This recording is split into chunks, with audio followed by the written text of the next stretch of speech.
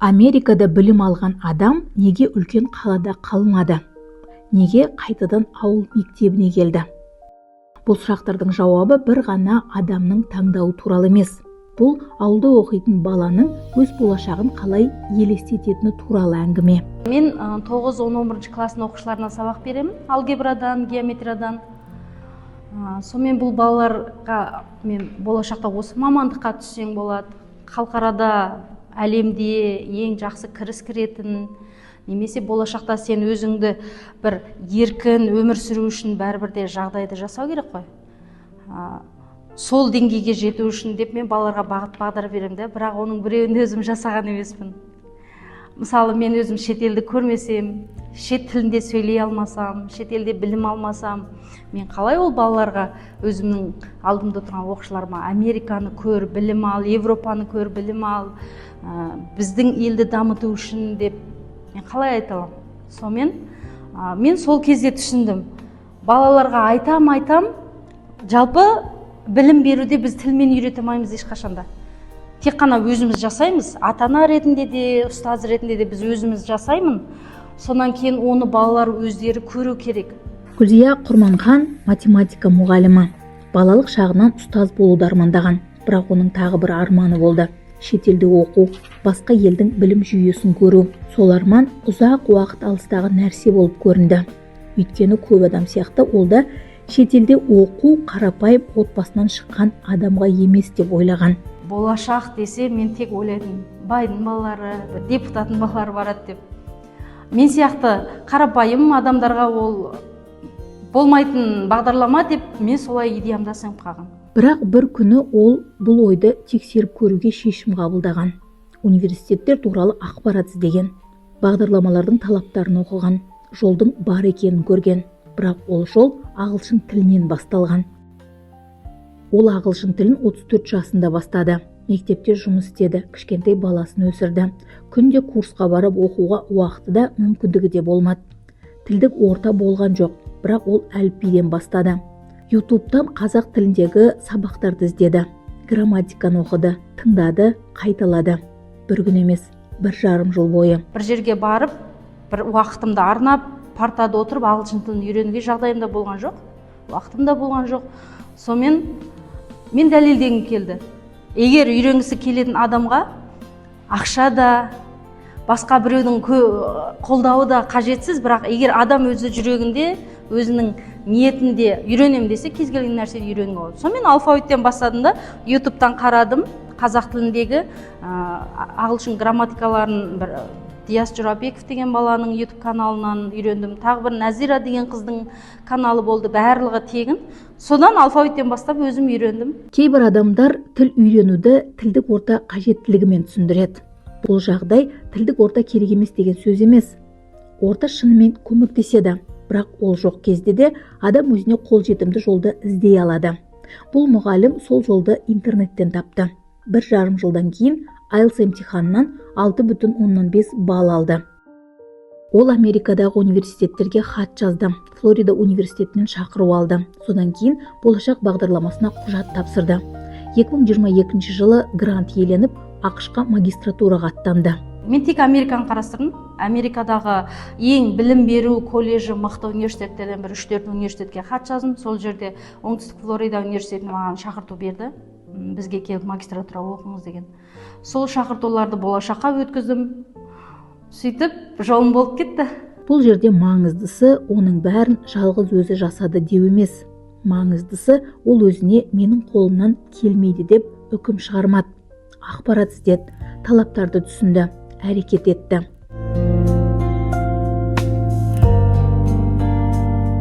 Америка Гүлзияға тек диплом берген жоқ. Ол жақта мұғалім бір нәрсені анық түсінді. Америкадағы оқушыда бала. Оның да қорқынышы, таңдауы, жоспары бар. Ал ауылда отырған қазақстандық оқушының қабілеті кем емес.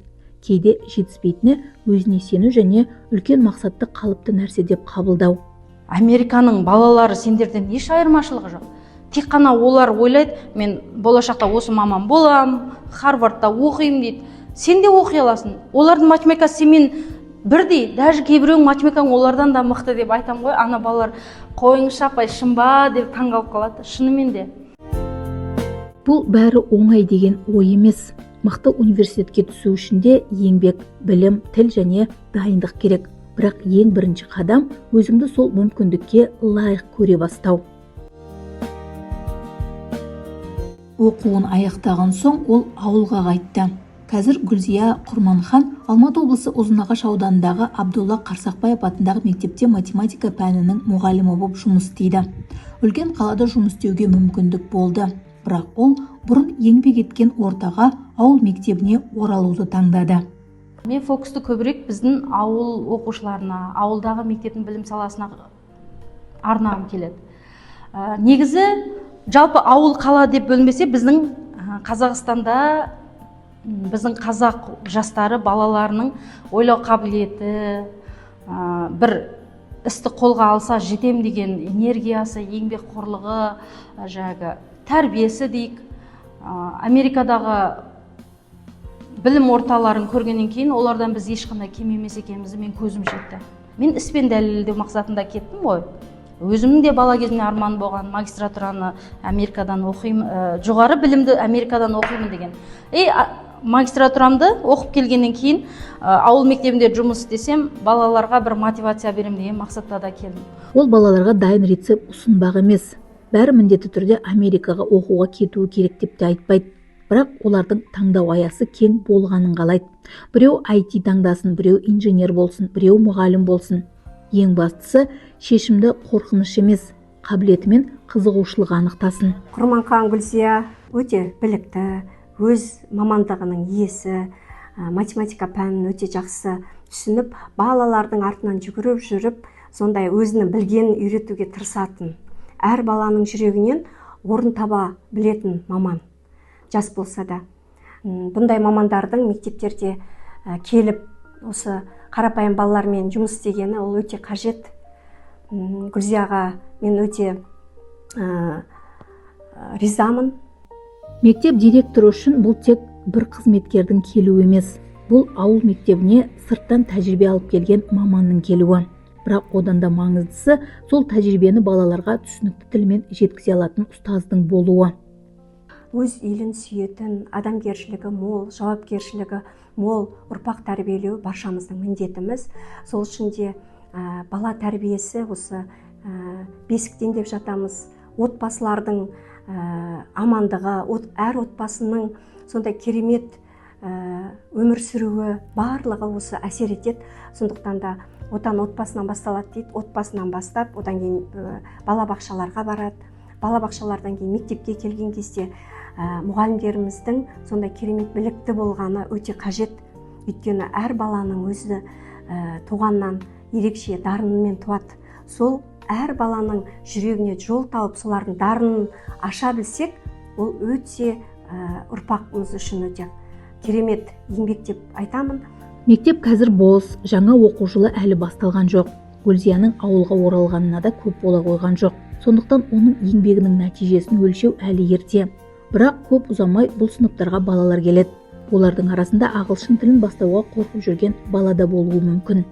Өзінің ауылдан шыққанына бола, үлкен арманын ішіне тығып жүрген бала болуы да мүмкін. Сол кезде тақта алдында Америкада білім алып келген математика мұғалімі тұрады. Ол балаларға тек қолыңнан келеді демейді. Өзінің өмірінен менде осы жолды бастан өткірдім деп көрсете алады. Бір ұлттың негізін қалайтын ол мектеп.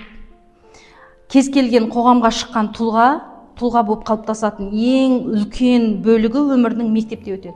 Сол үшін де әсіресе осы мектепке шетелден білім алып келген, мысалы, өзімізде де бар ғой, мықты университеттерде, жоғары оқу орындарында білім алған жастар көбірек ауыл мектептерінде де жұмыс істеп, ауыл мектебіндегі қаншама жастарға үлгі болатын еді деймін да.